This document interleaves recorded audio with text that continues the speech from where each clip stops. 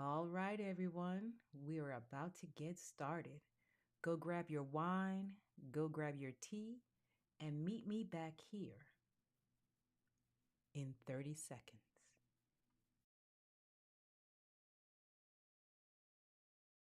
Casey at Night will start in 30 seconds.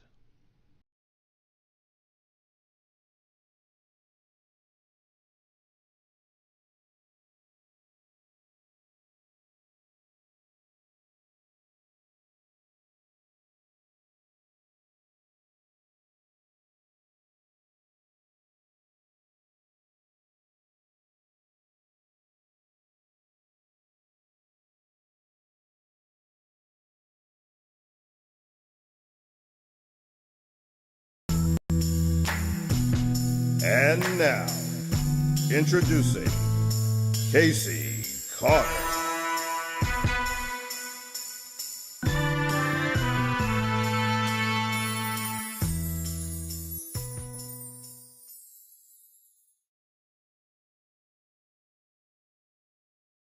For the cup, I got what you need. I got what you want. I got what you need. Tell them giddy up. I got horses in the back, trunk in the front. Exterior red and that inside buttercup. I got what you need. I got what you want. I got what you need. Tell them giddy up. Ladies and gentlemen, Casey Carter. Oh my God. Okay, so this week it worked. Last week it didn't want to work. See how technology, it's a thing, y'all. It's a real thing. Well, greetings, everyone at the grown folks table. Whoo, listen, tonight we are talking about perception because lately it feels like everything we see comes with a filter, an angle, excuse my band aid, or a strategy. So, for example, Hollywood gave us one film with historic recognition, a 16 nomination hardcore, you shouldn't have missed it. Go see it if you haven't seen it flick. In sports, we've got controversy evolving in like real time that has artificial intelligence all up in the mix. And relationships, well, people are still trying to figure out what's more important to them in terms of being able to feel secure in their relationship. But in the worlds we live in, ooh, excuse me, in the worlds we live in, image moves faster than reality. And validation can be public, but sometimes still deeply personal. And technology can shape a narrative, but it can't necessarily build trust. So tonight at the grown folks table, we're asking some real questions. Who decides what success looks like? How do we know what's really true? And when it comes to love, what does a man actually need to feel secure in the relationship? But before we get started, let's not forget our ritual. To good wine, strong tea, and saying what needs to be said. Cheers. Mm. Now let's pour the wine and spill some tea. So, if you haven't heard, Sinners had a record breaking 16 nominations. 16, y'all, nominations. Did I men- did I mention that was record breaking? Mm-hmm. Now let me just like paint the picture for you. This is a vampire movie. 16 record nominations, predominantly black cast. The movie was directed by Ryan Coogler, whose claim to fame is not just Black Panther and Wakanda.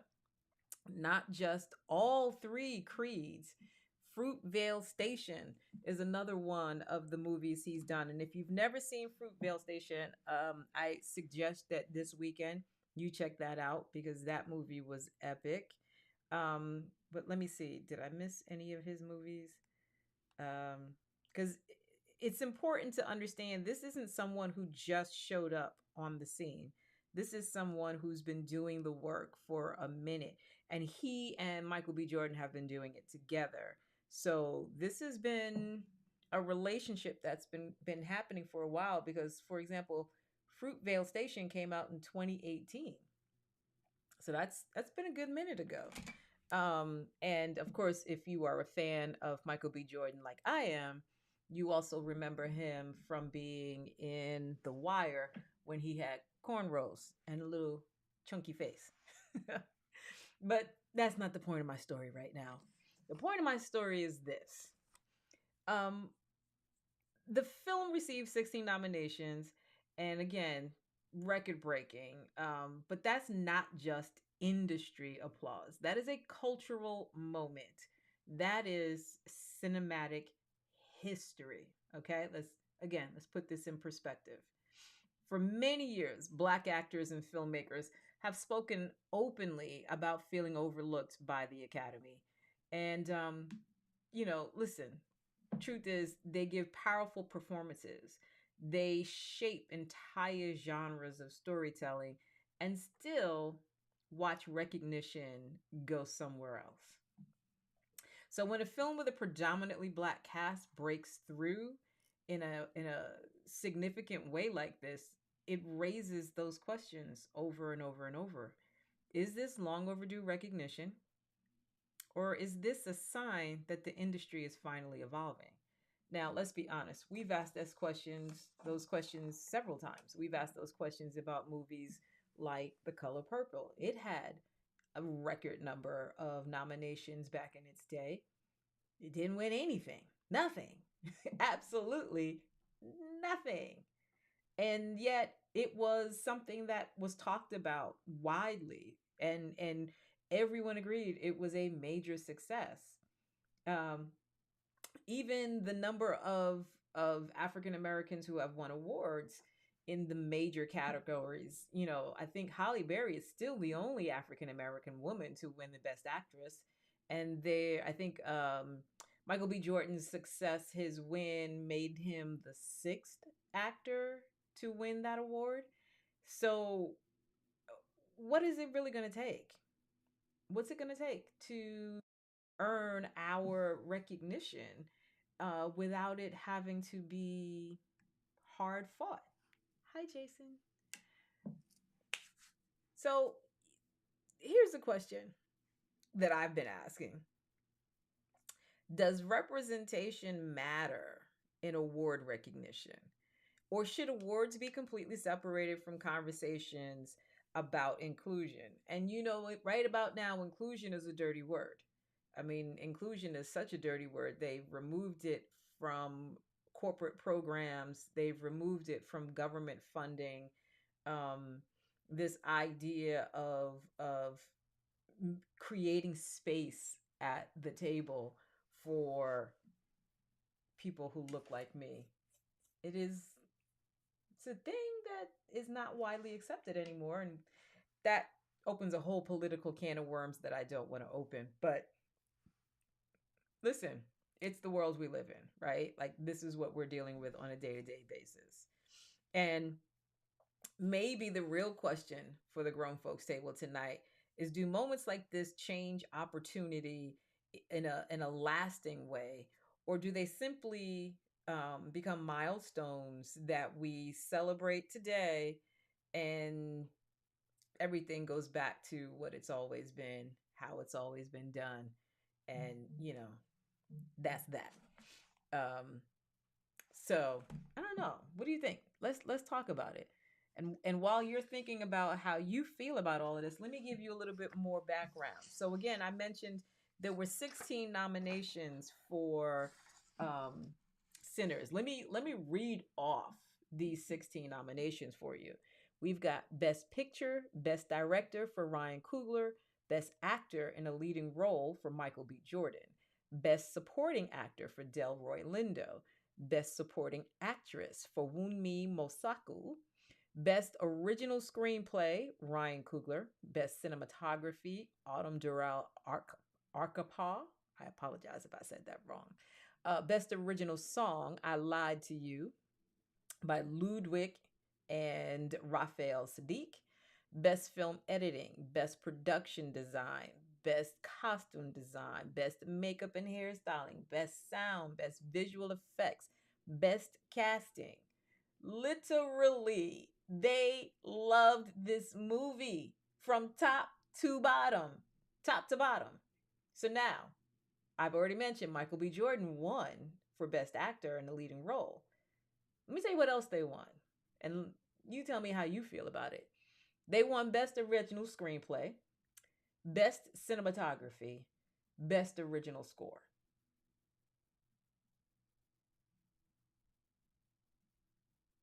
Okay, let me do that again for you. Best Original Screenplay, Best Cinematography, Best Original Score.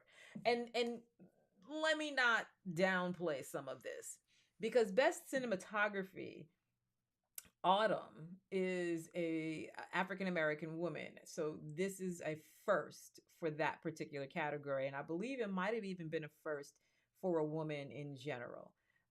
So there is some significance and some relevance there, but of all of those nominations, these are the cinematography and the original score, like these are ones that used to not actually even make the show. Like those would be the ones they were doing during commercials, or they were doing before the show or whatever.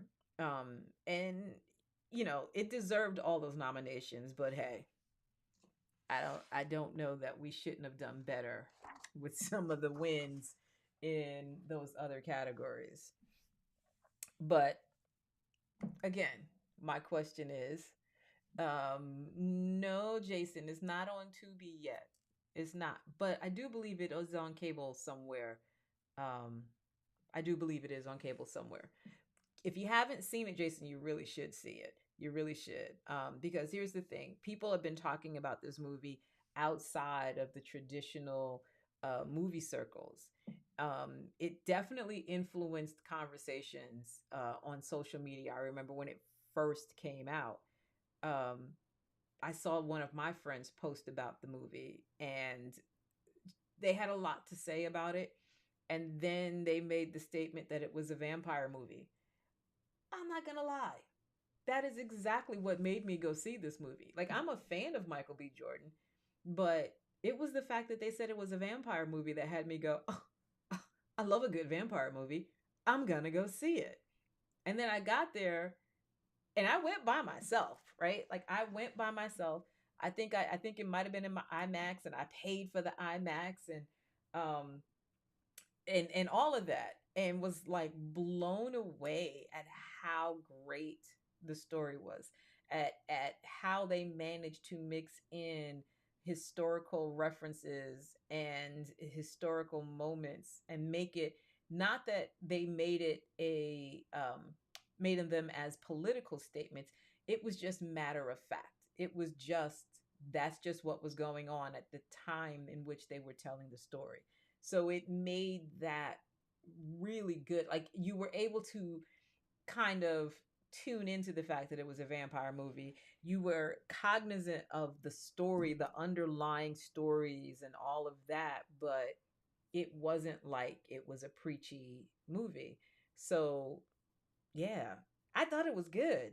But I ain't gonna lie, when award season kicked in and they started getting all these nominations, I was like, oh, is that what we doing? Okay, I ain't mad at it. I ain't mad at it at all. So again, it begs the question, what really is the outcome of this movie and its success?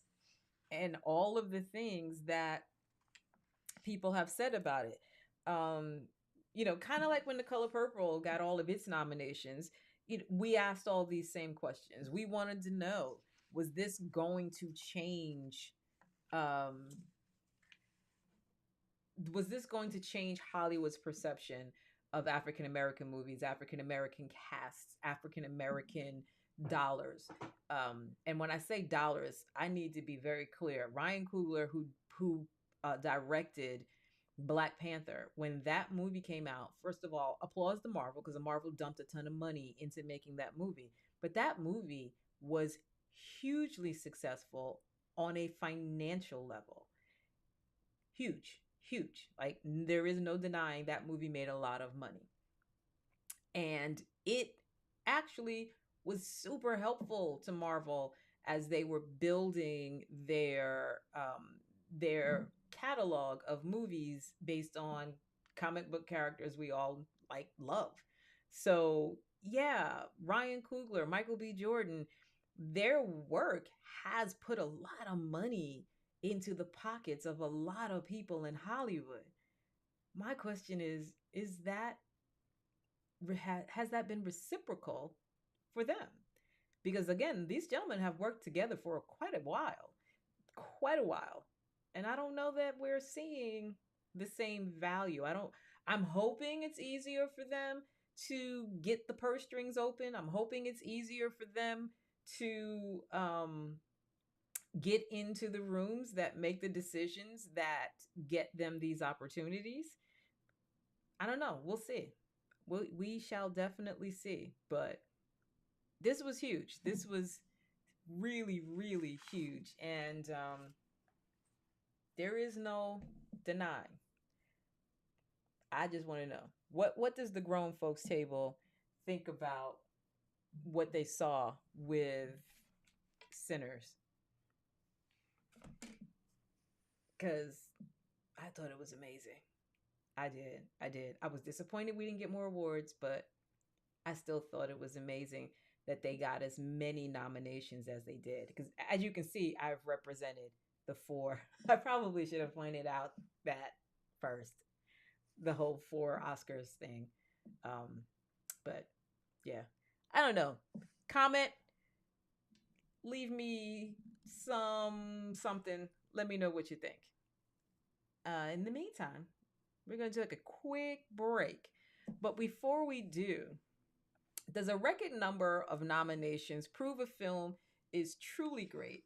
Or does it show that Hollywood is rallying behind a moment? Are the awards still about artistic excellence, or cultural messaging? Do blockbuster audiences and Academy voters value the same thing? Has streaming changed, and what counts as prestige? And are people more influenced by online buzz than by critics? Again, I said I went to see this movie based on online buzz, so I know I am. But the deeper conversation is this: who decides what is important in culture? Are awards symbolic power? The crown narratives, they shape legacy. But again, who decides what's important? You tell me. I'll be back in a minute.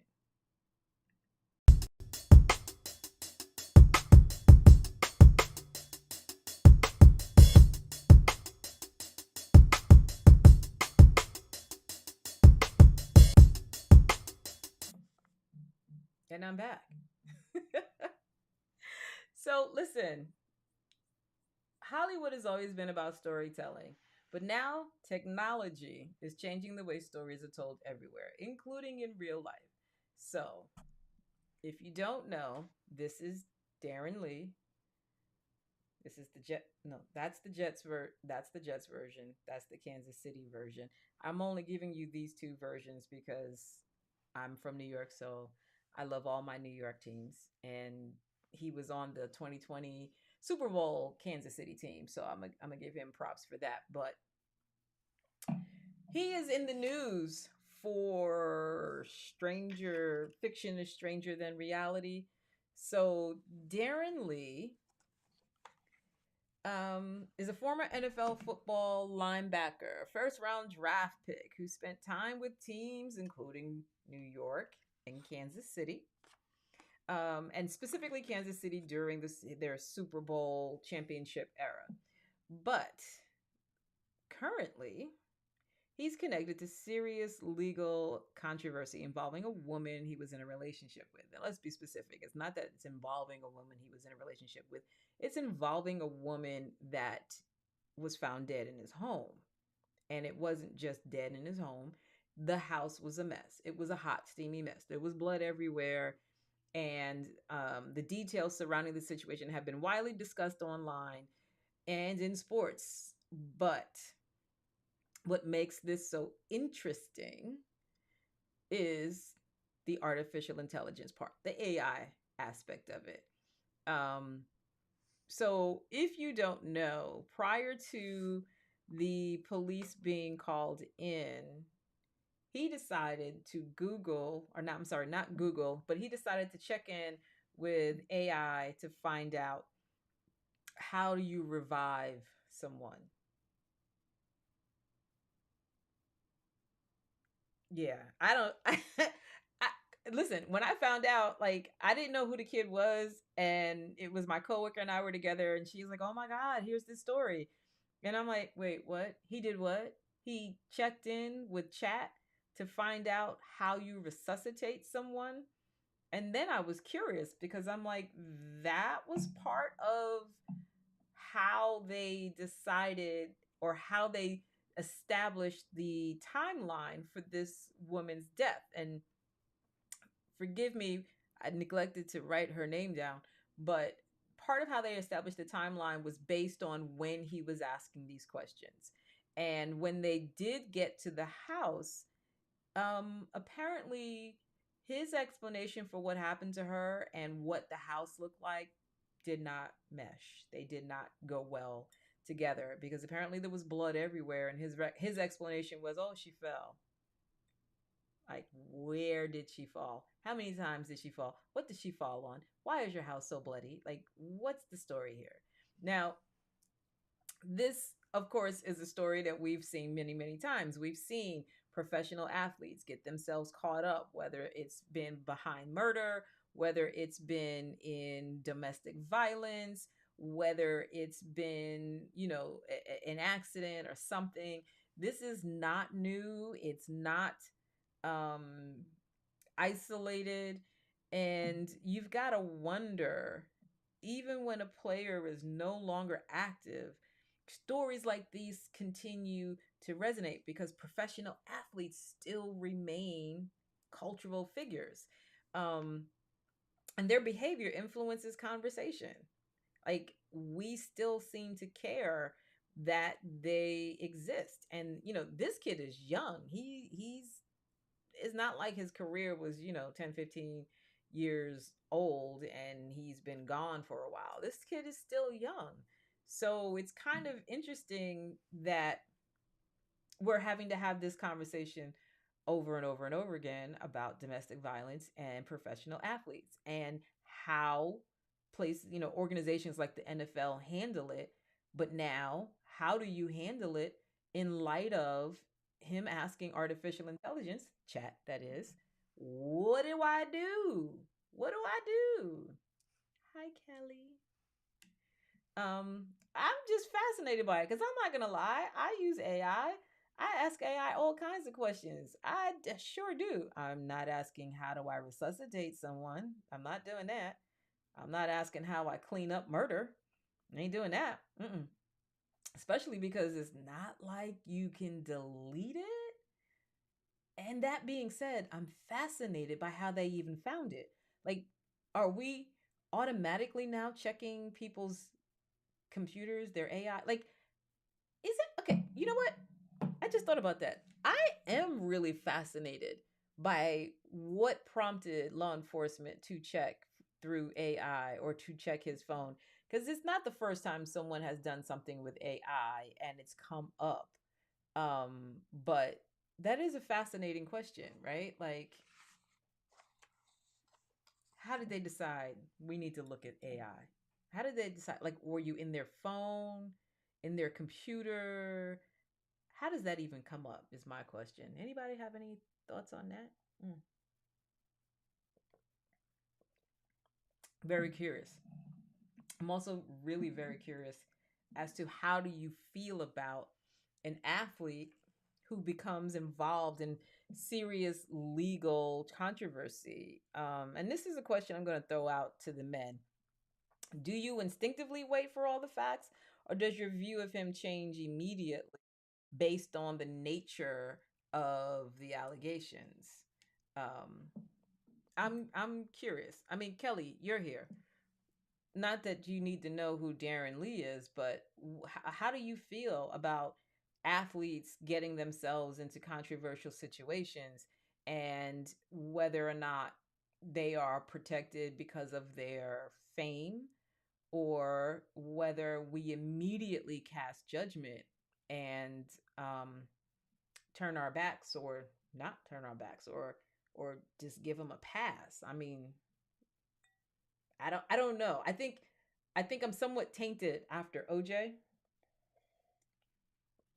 because again, for that time period, looked like he did it. Shit, he probably did do it. Who knows? But he was the juice. So he wasn't automatically guilty because he was the juice. Or as he say, I'm not black, I'm OJ. Did that matter? Right? Like, I don't know. I'm curious. What do you all think? Is Darren's questions to AI creating, as my question says, scandals clearer or murkier? So is it making his situation seem like he wasn't guilty of murder, or that maybe he was and he was trying to figure out how to cover it up? And how does that stand with you? The idea that you can ask AI questions that could possibly, if not clear you, obfuscate the truth. In other words, cloud what really happened, create confusion, because in a court of law, it just has to have reasonable doubt. We don't have to not believe you didn't do it. We just have to believe that, well, maybe he didn't do it. So does this kind of situation create that? And is this now where we're going with crime? I don't know. I love movies, right? And so this makes me think of that Tom Cruise movie, which I can't think of the name of the movie. But in the movie, they've got these people that lay in these pods, um, and they predict crime. And Tom Cruise's character was this law enforcement officer who would go out and grab whoever was predicted to commit a crime. The person hadn't committed a crime yet, but these people were in a mental state that would allow them to basically predict the future, or if you would say, be prophetic and see this person was going to commit a crime. Therefore, they would arrest them in advance of the crime in an effort to prevent whatever it was they were going to do. Are we moving, into a phase where AI is now going to help people sort of avoid being found guilty of something, not because they were clever in how they used AI, but because somehow it managed to make things look a little funky, a little cloudy? I don't know. It's an interesting thought, because like I said, I use AI for a lot of stuff. So what does it look like when you're doing dirty? I don't know. Comment. I want to know, men, what do you think? And women, because we seem to be on the the not so positive end of these situations. How do you feel about professional sports culture and its progress in addressing domestic violence in relationships? Because obviously this is still going on. Or do you see this moment where fame and performance seem to influence how seriously the issues are taken? Although I don't know in this case whether or not his fame or his fortune are going to keep him from being behind the eight ball. But we're stay tuned on this one because I genuinely want to see where all of that is going to go. Definitely want to see that. But in the meantime, we're going to do another commercial break. And so we're going to go from talking about athletes and relationship conflict to what success and visibility don't protect anyone from, which is emotional challenges. So at the end of the day, relationships are built on or not built on fame and reputation. They're built on how people feel in everyday moments. So I want to ask the men at the grown folks table tonight, which keeps you grounded more, respect or love? You think about that, and I'll be back in a second. So, come see me at Exotica. I will be in Chicago April 10th through 12th, Minneapolis June 26th through 28th, New Jersey October 23rd through 25th, and Miami in December the 4th through the 6th. This is the first time we're going to Minneapolis, and this is the first time we're doing Miami in December. I know some of you who come to see me every year are probably confused. We're not in Miami in June. It's all right. Just come in December to Miami, hang out. It'll be lovely. You will have a great time. Watch Casey Carter and her co-host, Carrie Anthony and Desiree on Exotica TV's BoobTube, Wednesdays at 9 p.m. on YouTube and Twitter at Exotica TV. Join the ladies each week as they talk about what's hot and what's not on TV, streaming, and in theaters. Don't miss them and Jay, the man behind the sound effects. Wednesdays at 9 p.m. on Exotica TV. What could possibly go wrong? And I'm back. So, I've been waiting for this one. I've been waiting on this one. And yes, Jason, I will save you a calendar. So this topic of love or respect, respect or love. All right. This brings the conversation closer to home. Away from awards, headlines, and public controversy, relationships still come down to how people feel when they walk through the door at the end of the day.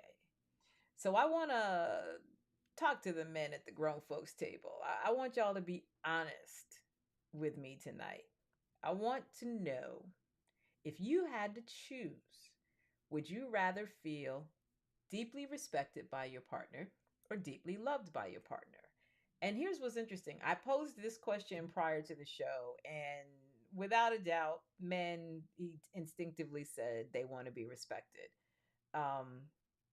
And ladies, we all kind of know that that's what men are going to say. It's just interesting to hear them say that. But I want to know what you think and how you feel about the same thing. Because let's just be honest, women, we tend to come from a more emotional perspective. So I think we are always looking to be loved. And I think what's interesting about this particular topic is that it's not a matter of one or the other. I think it's how it's prioritized. I think men prioritize respect, and that respect is how they equate your love. Whereas women feel that if you love me, you will respect me. And I think that is genuinely how we feel. And it's interesting because I feel like it's the different sides of the same coin, and I had someone who made the comment when I asked about whether or not it was an issue of one over the other and how they felt. And forgive me because I'm trying to find the comment.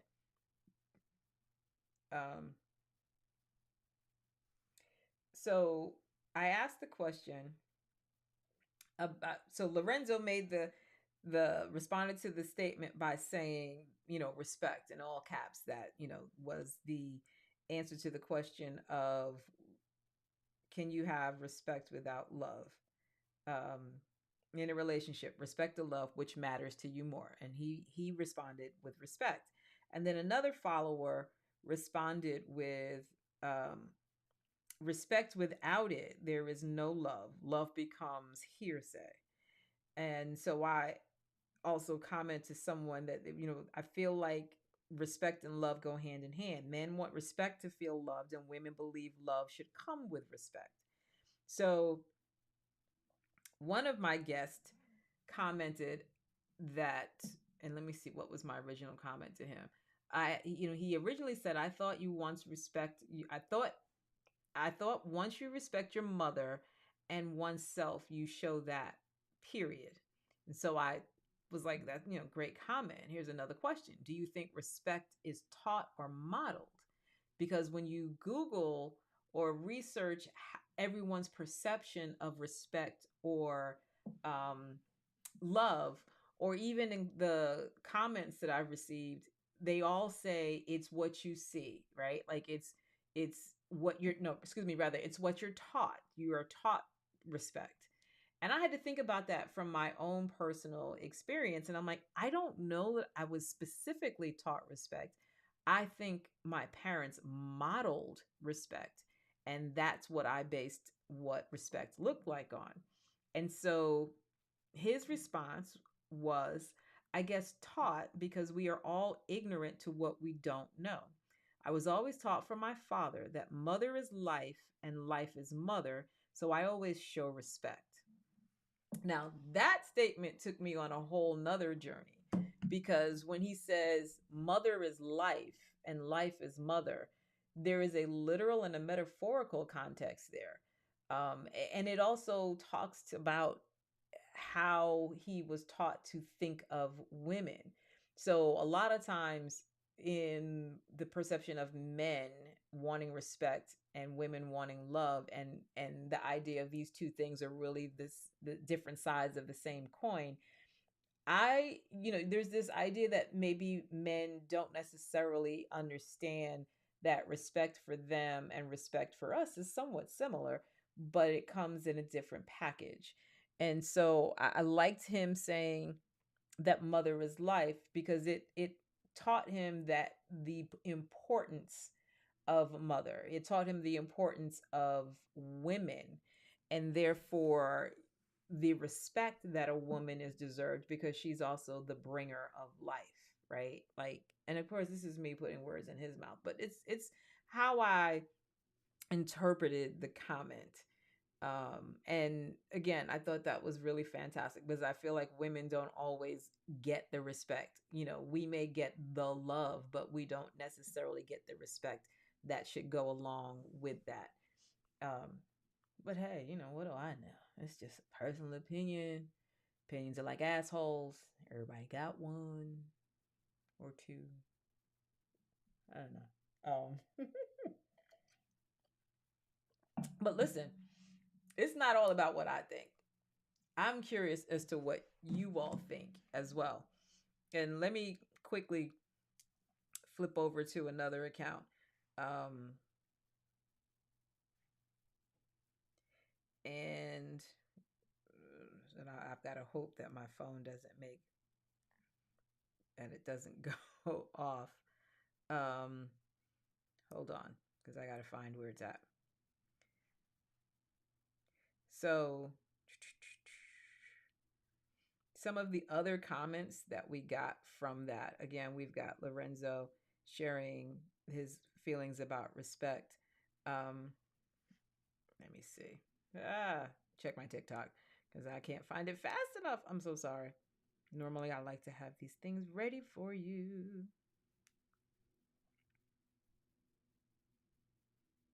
Oops.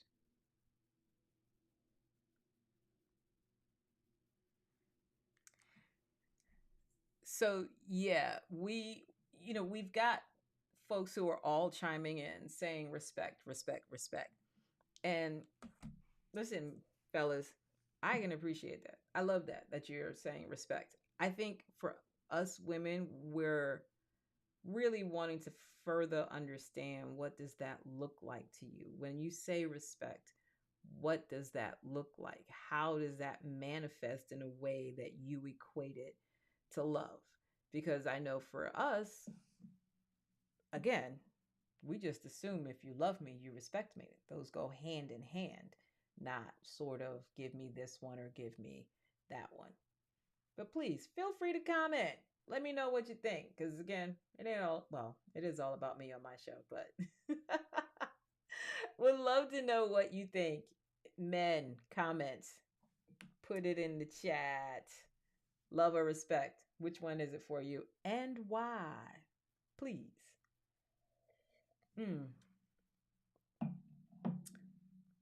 Because here's what I'm really wondering. Which do you think has more impact on a person? Love or respect? Which of these things do you think moves the needle in the relationship? Or which one of these things do you think keeps the relationship strong?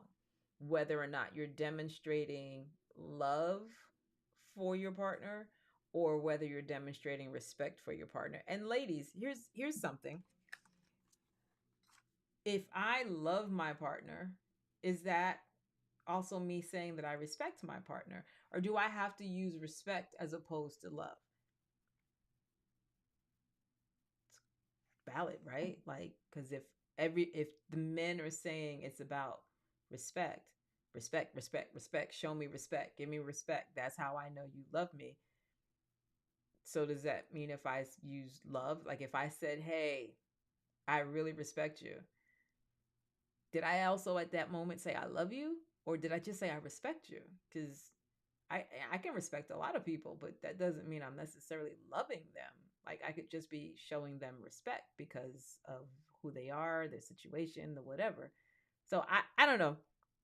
I'm just looking for a deeper understanding of what that means for you. I'll wait.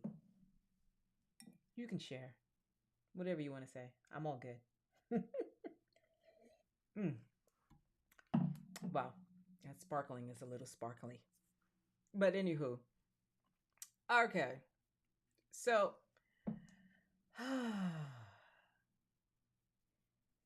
here we are, coming to the end of the show, and I'm gonna tell you, these particular topics, I chose them because they in some ways jumped out at me. They really grabbed my attention, and they caused me to sit and pause and really think about them. And what's crazy is I try not to pick a topic too early. I try not to pick anything that's too specifically you know, sharing our thoughts and opinions helps to, I think, broil. So this is why I invite you to the Grown Folks Table. And this is why I'm going to keep inviting you. So tonight we talked about recognition and responsibility and what people need from each other when the spotlight fades.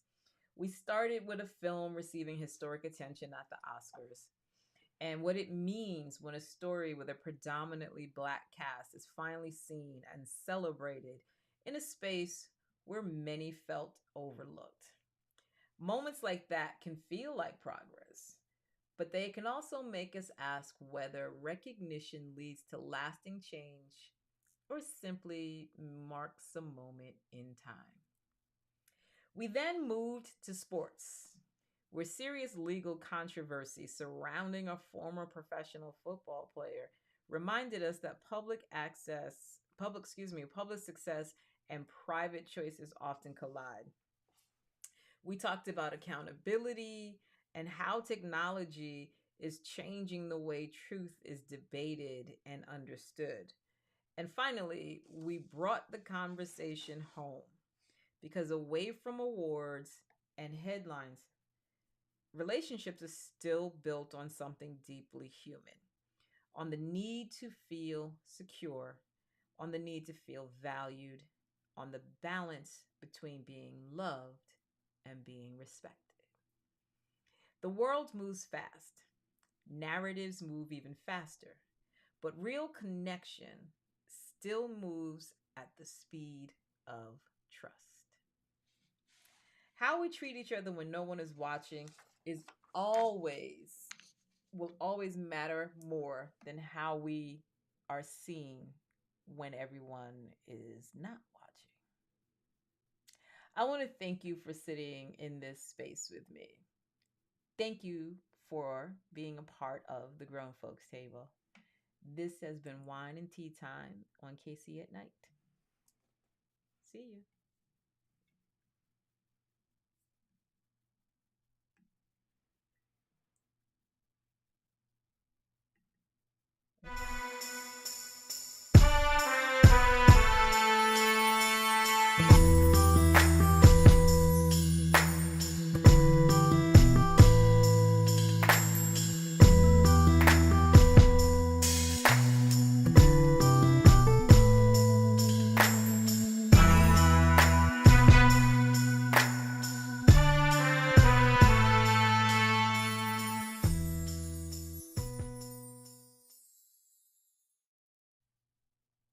Hey, this is my after the show moment.